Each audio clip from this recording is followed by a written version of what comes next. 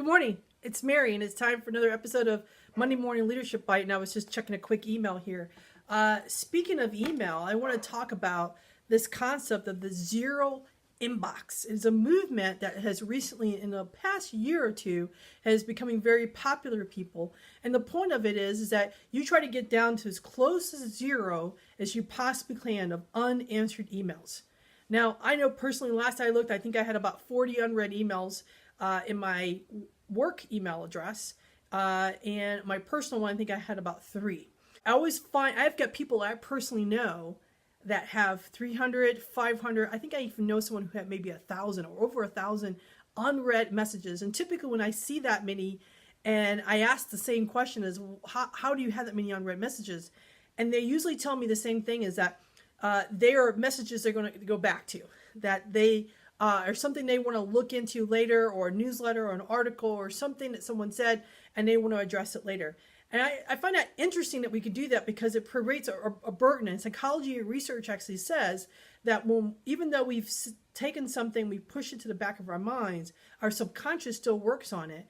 And therefore, it's still something that we are thinking about or solving about, and it can affect our mood as well as affect our ability to be productive. So the zero inbox movement says, answer your emails immediately, curate your emails into 3 different tasks. And while I think that the zero inbox movement isn't for everyone, I think there's some lessons that we can learn from that, because email has become, as leaders, a very key, essential tool for us to communicate with.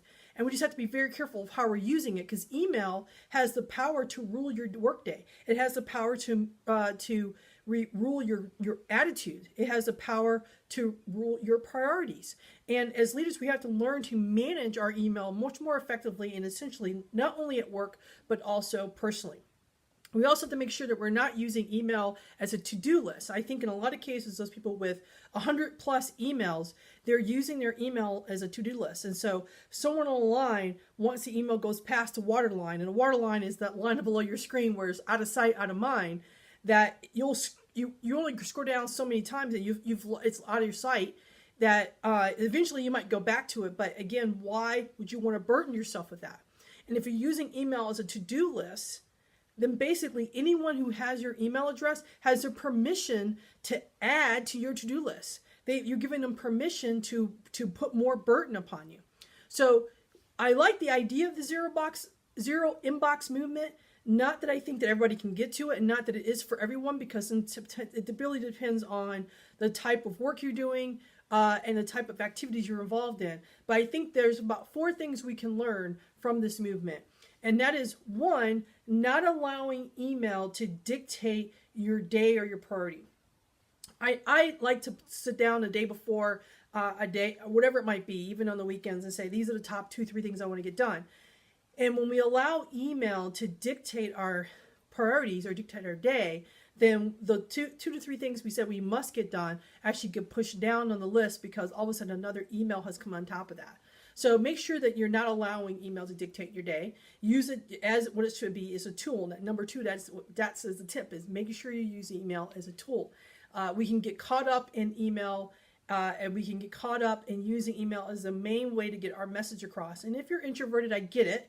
But understand that research tells us that 45% of your intent in an email is lost because you are missing the feedback loop that happens in communication. So when you're writing an email, no matter how well crafted that email is, you don't have control of the other person and how they interpret that email, and you also don't have control of what they've read. And so they might skip over it. And so even though you've crafted it well, a crafted email, you're losing 45%. So make sure you understand that it is a tool, but it's not the only tool, and we shouldn't rely on it. Number 3, we should find ways to reduce email as much as we possibly can. Whether it's unsubscribing from emails. I know some people who only answer emails at certain points times a day. So if you miss that window, then you're not going to get your message read. And it actually trains people to make sure that when they're sending an email, that they're being very succinct and they get into those time periods. Otherwise, it might be the next day or the end of the day before those emails are answered. So find ways to reduce the email. There's really creative ways to do it, easy ways to Google ways to reduce email. And then number 4 is the zero inbox movement mantra, which is act, delegate, and prioritize. So when an email comes across, when you are doing email, then learn to act on an email immediately.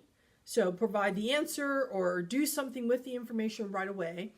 Delegate. So if it's something that you're not going to do, delegate to someone else and say, hey, I'm forward this on to Sue or Bob and let them deal with it. And then get rid of the email. You archive. You don't have to delete it. You can archive it. And then next is prioritize the email. So that if it is something you can't act on right away and you can't delegate, and it is something you need to address, but maybe you need to find some more information about it or the circumstances that the email caused, then go ahead and take it outside of your inbox. Most email management systems also have to-do list functions as well as reminders that you can place that says, hey, come back to me, and put yourself a deadline that I will address this email by the end of the day. I will address this email by the end of the week. I will address this email by tomorrow. And make sure you do that. It goes back to the act portion of it. So there you go. So this is a little less leadership and more productivity management, but I think as leaders, we have to learn to manage our email more effectively. You know, Ryan Holmes, the CEO of Hootsuite, said, email is familiar. Email is comfortable. Email is easy to use. However, it is the biggest killer of time and productivities for most leaders. So that is your only challenge this week, is to see if there's ways that you can reduce the amount of email, or at least reduce the distraction that email has for you. So there you go. Like the video, comment on the video, and share the video. Someone might want to hear this message. Someone you know might want to hear this message. So please share the video as well. And I will see you next week on the Monday Morning Leadership Bite.